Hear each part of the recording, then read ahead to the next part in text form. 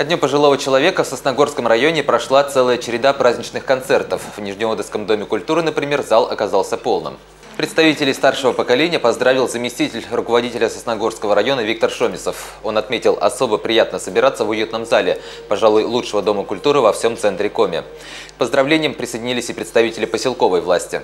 Мы хотели бы обратиться от всех от нас, к молодому поколению, к людям, которые сегодня находятся рядом с нашими ветеранами, с нашими жителями Нижнего Одессы.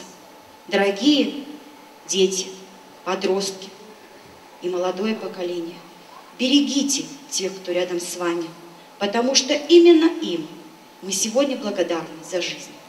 Они подарили нам жизнь, и мы сегодня им говорим спасибо. Со сцены прозвучали десятки поздравлений от нефтяников, представителей коммунального хозяйства, бюджетной сферы. Предприниматель Раиса Абудовская поздравила не только на словах, но и песней.